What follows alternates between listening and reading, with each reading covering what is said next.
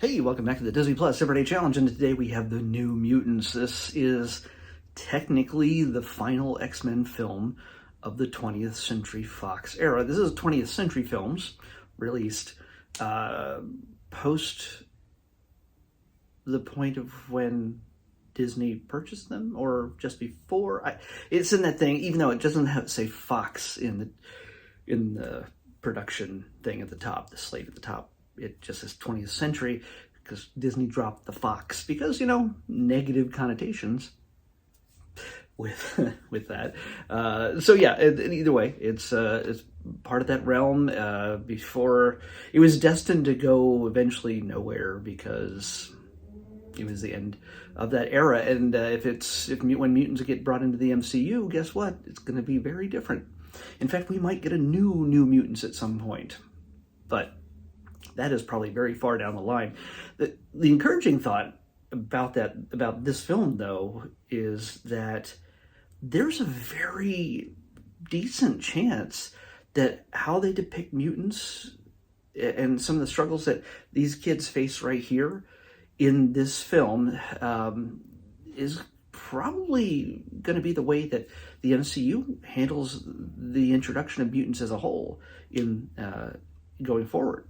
This is a very unusual film because it's not a superhero film by any means. There's nobody dressing up in leather and popping claws and using psychic powers to battle some evil nemesis like Magneto or Apocalypse or even the Dark Phoenix. This is pretty much the kids' 5 mutants being held in an asylum and technically treated as patients, as being observed, and supposedly being helped with the issues that they're dealing with upon discovering their powers. All of them come from tragic origins. Each of them, every single one of them. And the kids kind of figure they know who mutants are, they know who the X-Men are, and they think that maybe this is, since the teacher, the doctor, Dr. Cecilia Reyes, which is an X-Men character from the comics, but very different. She says, "Oh, my superior is this and my superior is that, and if things work out here, you'll move up to my, to interact with my superiors." They assume that that means the X-Men. That means Professor Xavier, because the mutants are out.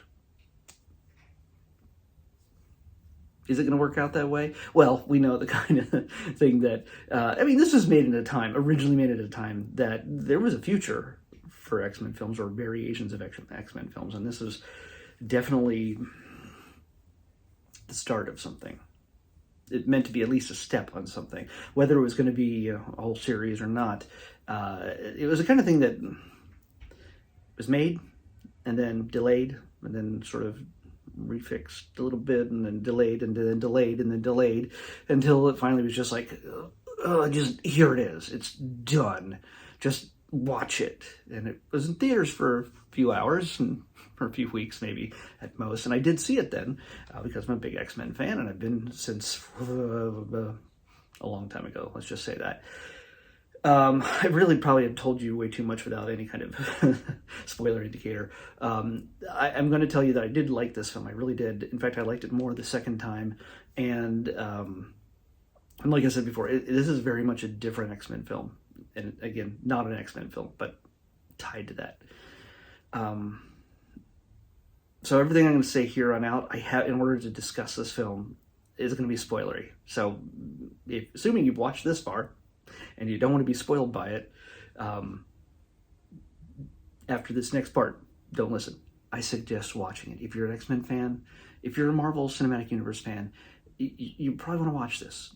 This, while it may be completely disavowed and completely forgotten about as the MCU moves forward, I have a feeling there's elements in this that can and will work in the MCU to come.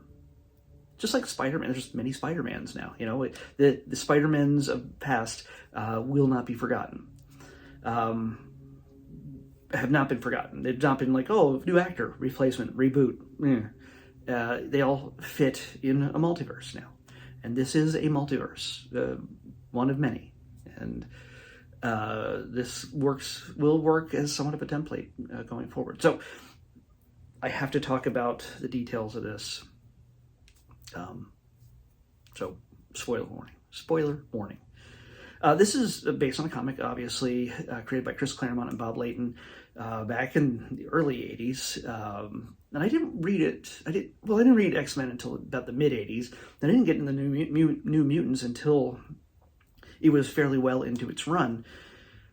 And it surprised me. Well, it was the artwork that drew me to it. Bill Sienkiewicz has this style, has this look, feel, this... It's hard to explain, but he has a unique look to his artwork that really drew me in, and it made me really interested in these characters, even more so. And of course, I went back and read some of the stuff that showed up beforehand, but Chris Claremont had been writing them for all this time. These are just troubled teens. These are a lot of troubled teens, and the main character our character we're introduced to from the very beginning is Danielle Moonstar. She's known as Mirage, or just Moonstar in the comics. She's Native American, and we're supposed to not know what her powers are. X-Men fans already know what her powers are, but if you don't know, I shouldn't spoil it. I'm going to hold off on spoiling that until I really have to. So I'm not going to spoil that. She ends up wakes up in an asylum after a very tragic event that destroys her home and her family, and nobody knows why. Nobody knows why it happened, how it happened, what happened, and she just wakes up and she's alone, and everybody she knew is gone. And so she has to involve herself now with these four other students who are very different, but each come from tragic circumstances themselves, and get along. And she discovers along the way each of their abilities, yet nobody can figure out what her abilities are. And they're integral to the story, even though you might figure it out pretty quickly. But we meet Rain Sinclair. She's Wolfsbane, played by, why can't I say her name? Come on, Maisie Williams. She was in Game of Thrones. She was Arya Stark. She's a girl turns into a wolf. And so she is kind of the first one that becomes friends. She's Scottish. She's very kind, sweet girl, but she is a bit repressed. And you get to see through each of these characters the fact that they have such tragic origins. It's not something that just happens in a bubble. It's something that it grows out of tragedy that happens to them and their reaction to it. And as anybody knows who's read the X-Men over the decades, it's going to be 50, 70. The X-Men have been around since 1963, I believe. New Mutants since the 80s. But still, there have always been a metaphor for racism and homophobia and just anything regarding the other, or the othering of people. People are hated and feared because they are different, and them trying to live their lives with that, whatever makes them different or special, and not seeing it as a curse, but as a gift, or at least something that is not a thing that makes them less than somebody else. And we've seen this, obviously, through history, that some people have gone to more extremes than others in wanting to destroy those they hate and fear wholesale. World War II, remember that? So, in this case, we see the kids feeling full force of that. One is the victim of religious oppression. One, he just made a mistake. His powers, when they manifested, well, a lot of them, some of them made mistakes when they killed the certain people in their lives that were harming them. Others were very intentional. At least one was very intentional when she decided to take lives. And each of them have blood in their hands because of this. Mostly all feel regret. There's one that feels sexual repression, not repression, but she was harmed as a child. Let's just put it that way. And without spelling it out or showing it, she was abused. And it's something that has messed with her head quite a bit. And in relation to what her powers are, the ability to teleport away, to get out of her circumstance, and also a little bit of magic thrown in, because her nickname in the comics is Magic. Her origin, of course, is not exactly one-to-one, as you would find in the comics. There is a limbo. There is sort of a dark child thing going on with the armor down one arm and the soul sword. Very much in this, as it's depicted here, having a lightsaber in the MCU. That's probably something that's going to be revisited at some point. I feel like it. It feels like it should, because it's a great look, and she's played by Anya Taylor-Joy. You know her from The Queen's Gambit and a bunch of other films I can't think of right at the moment, but she comes off as the bad guy, just this mean bitch from the start, and treating Danny like garbage. But she is very much one of the big heroes in this, because she fights back against her abuse, even when it reemerges, when she fights her demons. And this is very much about fighting their demons. Obviously, a big part of this is one of the most iconic New Mutant stories that helped solidify them. It's not just another mutant comic with different characters. The Demon Bear Saga, if you get a chance, it's not the same exact story, but the elements are still the same. If you get a chance, go to your local comic shop, ask for the New Mutants Demon Bear Saga trade paperback, and they'll have the entire story sort of encapsulated in this thing. It is just sort of a psychedelic trip. I have it as part of another collection. It's not its own thing. I thought I did, but I don't. But it's a very different thing. And actually, this film made me look at that original story a little bit differently, as more than just comic book battles. And because Sienkiewicz's art is very abstract at times and very sketchy, not sketchy in that odd, shady sense, but just it's hard to describe. It's not standard comic book art, and that's what I love about it. So it's different. So I say very much. I highly recommend checking it out. And we also have Sam, played by Charlie Heaton. Sam is Cannonball. He has the ability to sort of blast off, and I like the effect they used to blast him off. And he's like a cannonball, out of control though, and he's indestructible while blasting, and he can just plow through just about anything and destroy it. We also have, I did Danny, which I will not reveal her thing just yet. I might be required to at some point. We have Wolfsbane. We have Illyana, who is Magic. Illyana. They call her Illy, and I never heard them use Illy in the comics. It was always Yana. It's taken a bit for me to get used to the idea of her being called Illy, but because I've grown up with that character. But one of the great things about that, by the way, is that while I'm speaking of Illyana, she has a little sidekick, Lockheed, which normally was Kitty Pryde's sidekick in a sense. He's a little tiny purple dragon, about so big, but he breathes fire and everything else. He's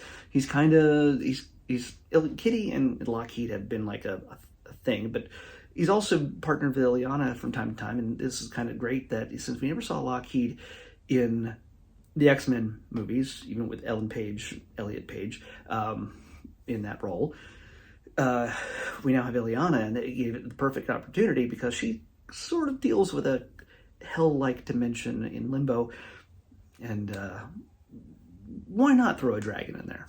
But is it real? Is Lockheed real, or is it part of her dementia? Is it part of her? Is it in her head? Can she see Lockheed for who he is? Is he real? Illyana has some problems. And then we have Roberto, played by, where are you? Henrique Zaga. And he's just a pretty boy. Used to be part of the wealthiest family in Brazil. But he got sent away because he was different, because his powers manifested in a very tragic incident, which I'm not going to go into, but very tragic. Again, both Sam and Roberto, pretty tragic incidents, and very similar in a sense. Their powers resulted in the death of people they cared about. Magic resulted she was abused, and her powers really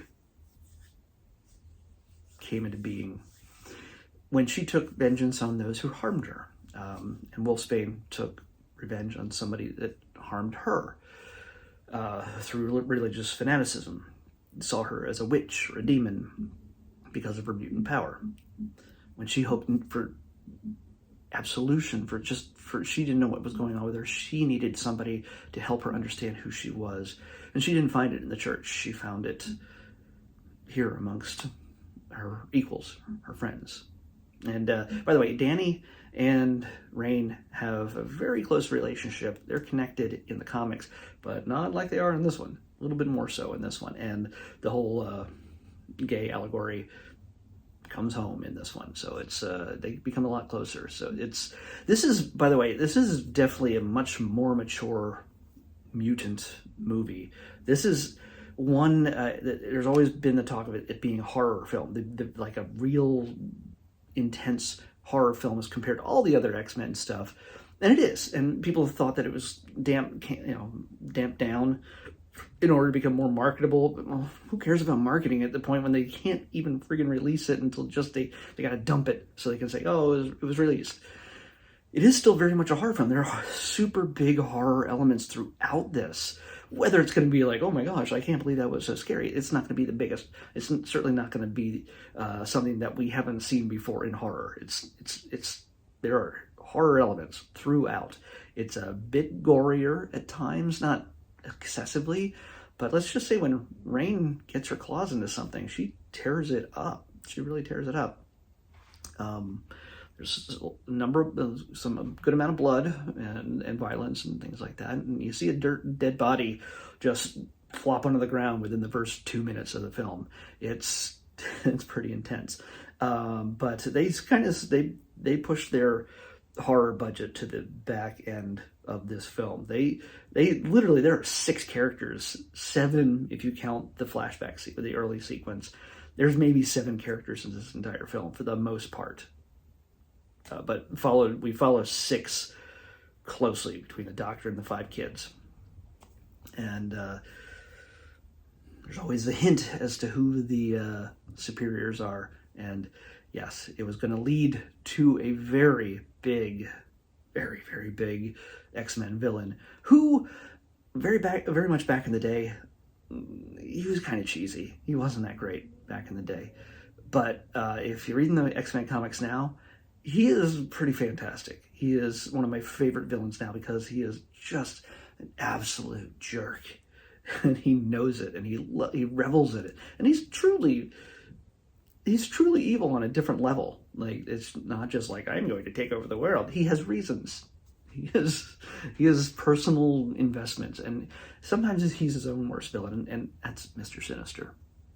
Yeah, we don't see Mr. Sinister in this film, and no, there's no after credit sequence in this at all.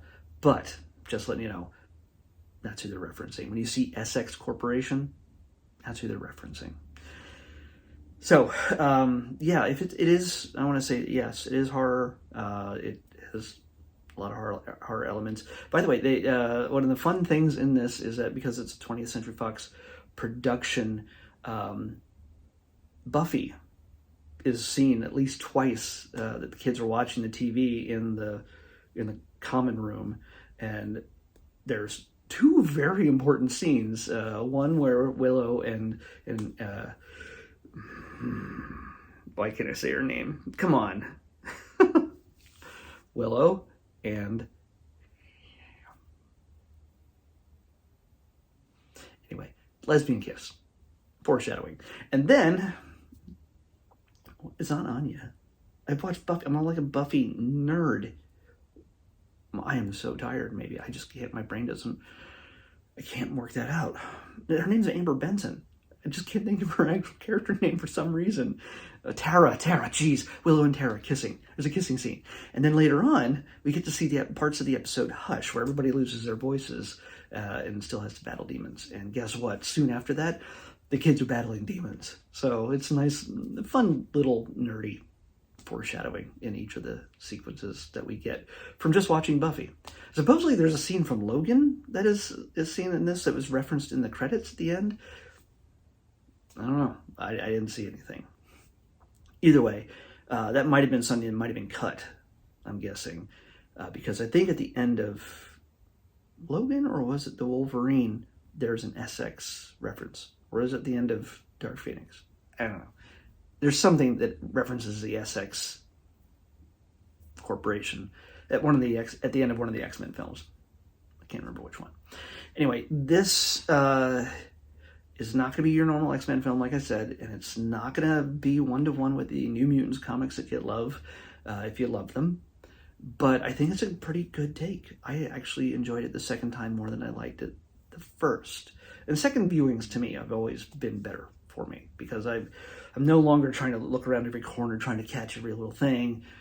I can just sit back and go and take it in a little bit more calmly and enjoy it for what it is, knowing, without putting any kind of weird expectations on things. But I gotta say, Blue Hunt, it plays Danny. Alice Braga plays Dr. Reyes.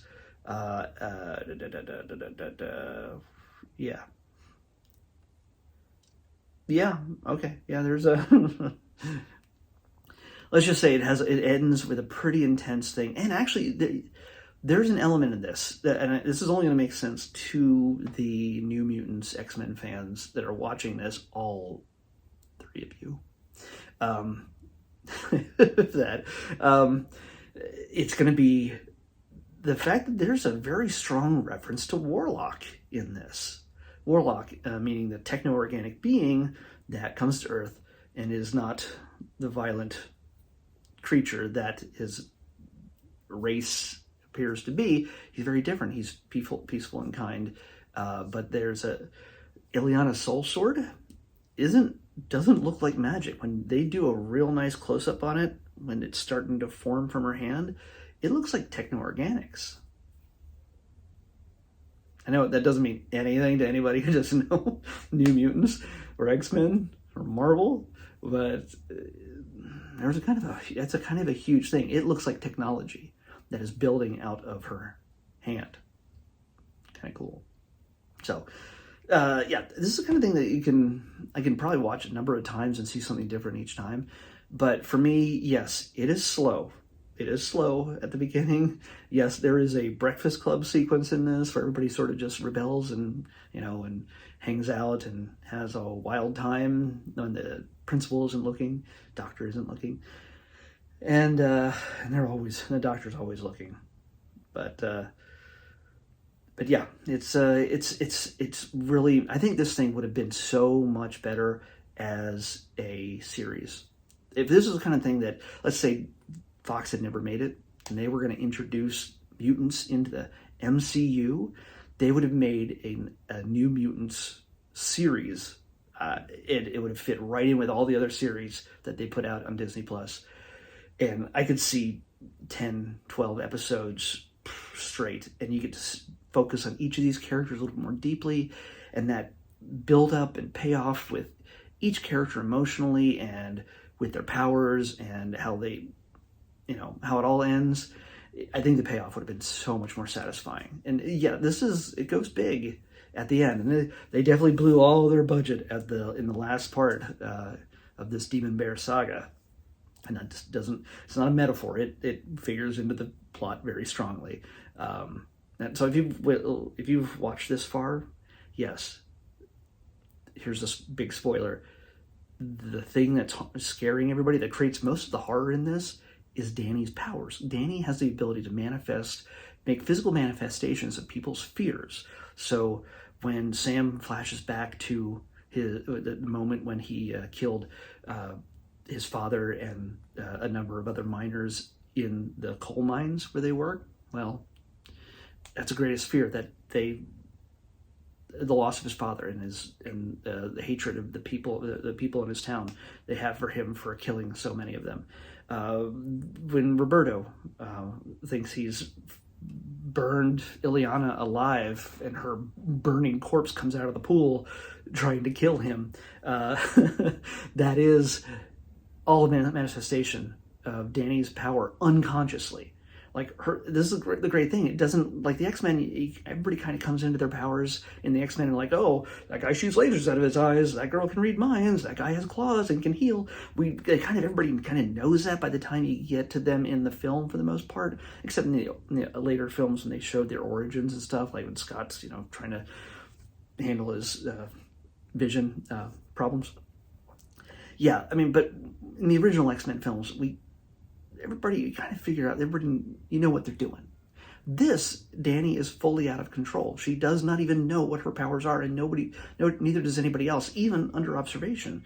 And it takes a while for them to figure out that she is the cause for all of the scary crap that they're dealing with, and the harm is coming to them while she is there. And it manifests when she's feeling strong emotions, as powers often do. In the X-Men universe, so it makes complete sense. It makes a whole lot more sense. It's not just, oh, here's a scary scene for a scary scene's sake. No, it's very much about her powers, and yeah, I spoiled that for you. But if you didn't figure that out from watching it, so I will recommend this, but it's going to be something that's going to only be interesting to X-Men fans. And yeah, if you're really expecting a specific Claremont Leighton one-to-one feel or a Claremont Sienkiewicz feel in this story, it's not going to be exact. But when Ileana goes up against Demon Bear, pretty kick-ass. I gotta say that much. It's pretty freaking cool. So yeah, that's all I can really say about that. Oh shoot, man, I went on for a while. The Enterprise showed up. Here's my screensaver. Man, wow, yeah, I must have been up there for a while. I set the timer for like really long, but 27 minutes in here. All right, let's bring this up. Let's pick tomorrow's episode. 409. 409. I just needed you to say it. Just don't be shy. Okay, we got a movie. And it is a take on Cinderella, I believe, but it's not exactly. It's Sneakerella. Yep, that's what we got next. We're going to watch Sneakerella next on the Disney Plus Everyday Challenge. I'll see you back here tomorrow with that. Bye.